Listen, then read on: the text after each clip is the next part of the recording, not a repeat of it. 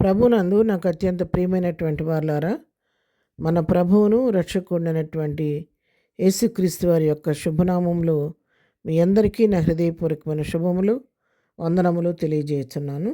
ఉదయకాల సమయంలో దేవుని వాక్యాన్ని ధ్యానం చేసుకుందాం. ఈరోజు వాక్య ధ్యానం కొరకు మనం తీసుకున్నటువంటి లేఖన భాగం కీర్తనల గ్రంథం 25వ కీర్తన 3వ వచనం చదువుకుందాం. నీ కొరకు కనిపెట్టి వారిలో ఎవడనో సిగ్గునందుడు, హేతువు లేకుండానే ద్రోహం చేయవారు సిగ్గునందుదురు. ఆమేన్. దేవుని నామమునకు మహిమ కలుగును గాక. ఈ కీర్తన భక్తుడైన దావీదు రాసిన కీర్తన. దావీదు ప్రభు సన్నిధిలో తన ఆత్మను కుమ్మరించుకుంటూ చేస్తున్నటువంటి ప్రార్థన. మొదటి వచనం, రెండవ వచనం కూడా చదువుకుంటే, యెహోవా నీ దిక్కునకు చూచి నా ఆత్మను ఎత్తుకొనుచున్నాను. నా దేవా నీ యందు నమ్మిక ఉంచి ఉన్నాను. నన్ను సిగ్గుపడనీయకము, నా శత్రువు నన్ను గూర్చి ఉత్సహింపనీయకము. నీ కొరకు కనిపెట్టి వారిలో ఎవరనో సిగ్గునందుడు, హేతువు లేకుండానే ద్రోహం చేయవారు సిగ్గునందుదురని చెప్తున్నాడు.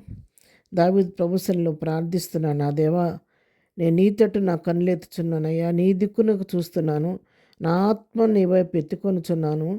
నా యందు మరి నీ దృష్టి కనుదృష్టించి, నా మీద నీ కనుదృష్టి ఉంచి నన్ను సిగ్గుపడనీయొద్దయ్యా.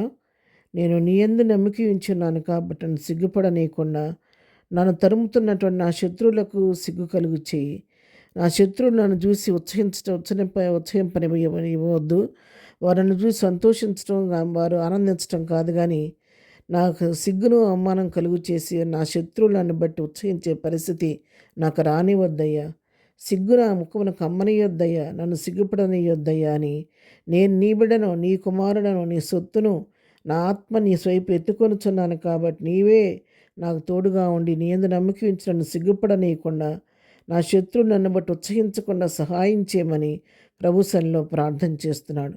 ఇంకేమన్నంటే, నీ కొరకు కనిపెట్టే వారిలో ఎవరో సిగ్గుపడరు. గతంలో కూడా ఇంతవరకు ఎవరు కూడా నీ యందు నమ్మిక ఉంచిన వారు సిగ్గుపడలేదు. నన్ను కూడా సిగ్గుపడనియొద్దు. ఎవరు సిగ్గుపడతారంటే, హేతువు లేకుండా, కారణం లేకుండా ఎదుటివారికి కీడు చేసేవారు, ద్రోహం చేసేవారు సిగ్గుపడతారు.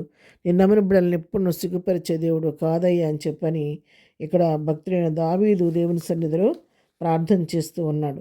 అవును, తన బిడ్డలను ఎప్పుడు కూడా ఆయన విడిచిపెట్టే దేవుడు కాదు. తన యొద్దకు వచ్చి వారిని ఎంత మాత్రం కూడా త్రోసివేసే దేవుడు కాదు. తన దగ్గరికి వచ్చి ఎవరైతే ప్రభు సన్నిధిలో ప్రభువుని ఆధారంగా చేసుకొని ప్రభు వైపు చూస్తూ ఆయన సహాయం కొరకు వేడుకుంటూ ఉంటారో వాళ్ళ విషయంలో దేవుడు ఎప్పుడు కూడా సహాయకారిగా ఉండి సహాయం చేసేవాడిగా ఉంటాడు. కానీ వారిని ఎప్పుడు కూడా ఆయన విడిచిపెట్టే దేవుడు మాత్రం కాదనమాట. ఎవరు ఆయన యందు నమ్మకం ఉంచుతారో వారి పట్ల ఆయన కార్యాలు అనుదినము నూతనముగా జరిగించే దేవుడు. ఆయన పట్ల కృప చూపించి వారి నోటి నవ్వుకలుగు చేసే దేవుడు. తన బిడ్డలను తల పైకెత్తే దేవుడే కానీ తల దించే దేవుడు కానే కాదు. అంత తలగా చేస్తాను కానీ తోగ్గా చేయనని చెప్పాడు. మరి అప్పు ఇచ్చేవారిగా చేస్తాను, అప్పు పుచ్చుకునేవానిగా చేయనన్నాడు. కాబట్టి ఆయన నమ్మిన బిడ్డలను ఎప్పుడు కూడా ఆయన అవమానపరిచే దేవుడు కాదు, సిగ్గుకు అప్పగించే దేవుడు కాదు. ఇర్మియా గ్రంథం 20వ అధ్యాయం 11వ వచనం మనం చదువుకుంటే, అయితే పరాక్రమం గల శూరుని వలె యెహోవా నాకు తోడై ఉన్నాడు. నన్ను హింసించువారు నన్ను గెలవక తొట్టిల్లుదురు. వారు యుక్తిగా జరుపుకున్న గనుక బహుగా సిగ్గుపడుదురు. వారెన్నడూ మరోబడి నిత్య అవమానము పొందుదురు. ఇక్కడ ఇక్కడ వాక్యం సెలవిస్తూ ఉంది. దేవుడు ఎలా ఉంటాడంటే, పరాక్రమ శూరుని వలె యెహోవా నాకు తోడై ఉన్నాడని చెప్తున్నాడు భక్తుడు ఇక్కడ. నన్ను హింసించేవారు నన్ను గెలవలేక వాళ్ళు తొట్టిపడిపోయారు. ఎందుకంటే కారణం, నా పక్షంగా నా దేవుడు పరాక్రమం గల బలాఢ్యుడి వలె నాకు తోడుగా ఉన్నాడు కాబట్టి నా శత్రువులు తొట్టిల్లిపోయారు. వారు బహుగా సిగ్గుపడ్డారని చెప్పని వారిని ఎన్నడూ మరొక నిత్యావమానం వారు పొందుకున్నారని చెప్పి ఇక్కడ భక్తుడు చెప్తూ ఉన్నాడు. అవును పిల్లరా, మన వ్యాజ్యాన్ని మనం ప్రభువుకు అప్పగిస్తే ప్రభువు నీ పక్షంగా నా పక్షంగా వ్యాజ్యమాడి మన పక్షంగా ఆయన యుద్ధం చేసి మన శత్రువుకు సిగ్గు అవమానం కలుగు చేసి మనకు జయమిచ్చి మన తలపైకి ఎత్తే దేవుడు. కాబట్టి అలాంటి దేవుడి వైపు మనం చూస్తూ మన పెద్ద సమస్యను ప్రభువుకు అప్పగించి ముందుకు సాగిపోదాం. ప్రార్థన. ప్రేమ కలిగిన తండ్రి, పరిశుద్ధుడా, నీ కొందనాలు. నీ వైపు చూచిన వారు, నేను ఆశ్రయించిన వారు ఎవరు కూడా ఎన్నడూ సిగ్గుపడరు ప్రభా. ఆ విధంగా ఇంతవరకు మా పట్ల కూడా కార్యం చేస్తూ వచ్చారు. ఇక ముందు కూడా మీరే మా పక్షంగా ఉండి మా శత్రువుల విజయం ఇచ్చి మా తలపైకి ఎత్తవలసిందిగా వేడుకుంటున్నాం. ఈ దినమంతా మేము చేయ పని పట్ల రాకపోకలు క్షేమం దయచేయండి. దీని బర్త్డే మ్యారేజ్ చేసుకునే బిడ్డలను దీవించండి, ఆశీర్వదించండి.